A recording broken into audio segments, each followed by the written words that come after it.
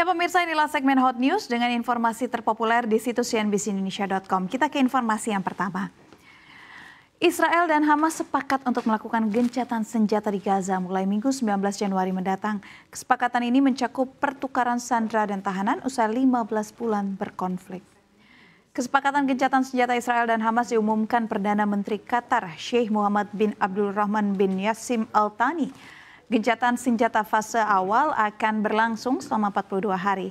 Qatar selaku mediator perdamaian menginformasikan 33 sandera Israel akan dibebaskan dalam tahap pertama gencatan senjata Gaza, termasuk perempuan sipil dan rekrutan perempuan, serta anak-anak, orang tua, serta warga sipil yang sakit dan terluka. Pada tahap pertama, pasukan Israel akan mundur dari Gaza, namun tetap ditempatkan di perbatasannya untuk memungkinkan pertukaran tahanan. Pertukaran akan termasuk pula jenazah dan pemulangan orang-orang terlantar ke tempat tinggal mereka.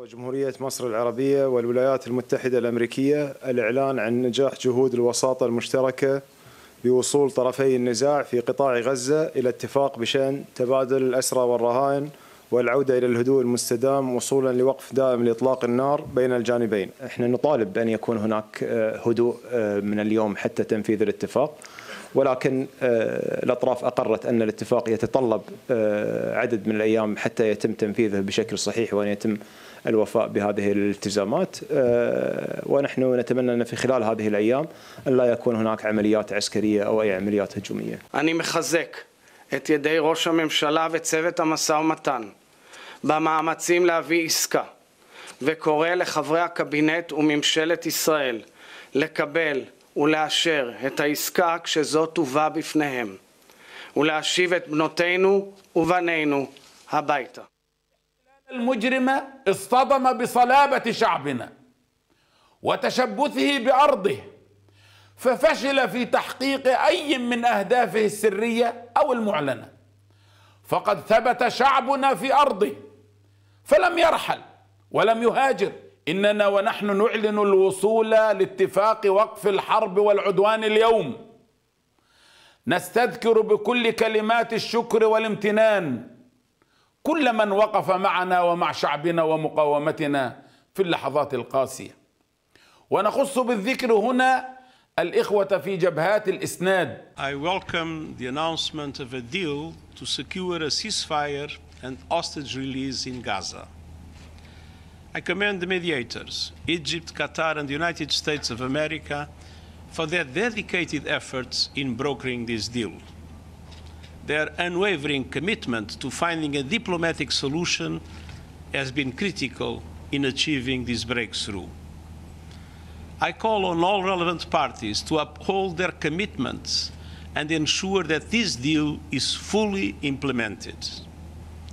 From the outset of the violence, I've called for an immediate ceasefire and the immediate and unconditional release of all hostages. Our priority now must be to ease the tremendous suffering caused by this conflict. Informasi hot news selanjutnya masih dari mancanegara, di mana kebakaran besar yang melanda Los Angeles, California, kini mengancam kawasan bisnis termasuk perusahaan-perusahaan manajemen aset besar. Total perusahaan seperti Capital Group dan juga Oaktree Capital di wilayah ini mengelola aset senilai lebih dari 65 kuadriliun rupiah. Salah satunya adalah Anna Kappa Advisors yang baru saja pindah kantor ke Pacific Palisades, harus melihat gedungnya habis terbakar. Meski demikian, semua karyawan dilaporkan selamat dan perusahaan langsung mengaktifkan rencana kerja jarak jauh. Oaktree Capital juga menyebut 700 karyawannya terdampak, namun operasional tetap berjalan dengan dukungan pusat data berdaya cadangan. Hingga kini kebakaran yang melanda sejak Selasa pekan lalu telah menewaskan 25 orang dan menghancurkan lebih dari 12.000 bangunan. Wilayah Palisades dan Eaton menjadi titik terparah sementara petugas terus berupaya memadamkan api yang belum terkendali.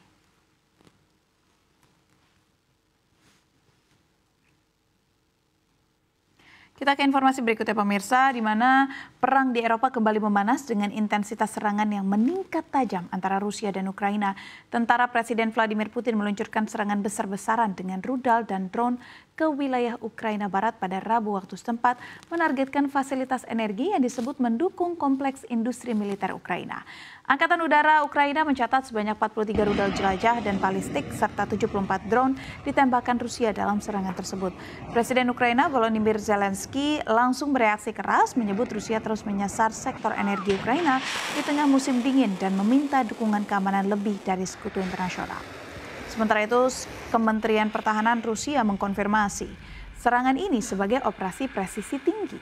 Namun Angkatan Udara Ukraina melaporkan berhasil menembak jatuh 30 rudal dan 47 drone.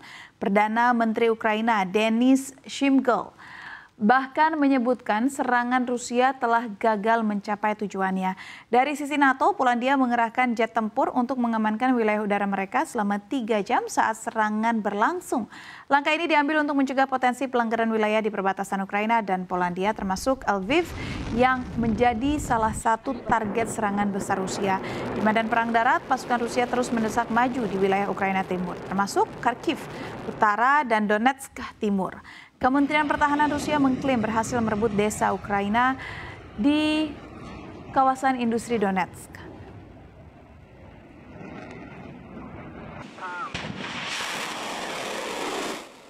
Beralih ke informasi hot news terakhir dan juga dari dalam negeri, di mana jumlah penduduk miskin Indonesia ternyata terkonsentrasi di Pulau Jawa. Jumlahnya mencapai 12,62 juta orang atau sekitar 52,45% dari total penduduk miskin yang ada di Indonesia. Berdasarkan catatan terbaru Badan Pusat Statistik, jumlah orang miskin di Indonesia mencapai 24,06 juta orang atau 8,57% dari total penduduk. Jumlah ini turun dibanding catatan per Maret 2024 sebanyak 25,22 juta orang atau setara 9,03% dari total penduduk. PLT Kepala BPS Amalia Adi Ninggar Widyasanti menjelaskan, banyaknya jumlah penduduk miskin di Pulau Jawa ini sejalan dengan besarnya jumlah penduduk di pulau itu ketimbang pulau lain. Dari total 282,47 juta penduduk di Indonesia pada 2024, sebanyak 55,93% berada di Pulau Jawa dan 21,81%-nya ada di Pulau Sumatera. Urutan kedua jumlah penduduk miskin berlokasi di Sumatera, lalu disusul Bali dan Nusa Tenggara, Sulawesi, serta Maluku dan Papua. Dan yang terendah ada di Kalimantan.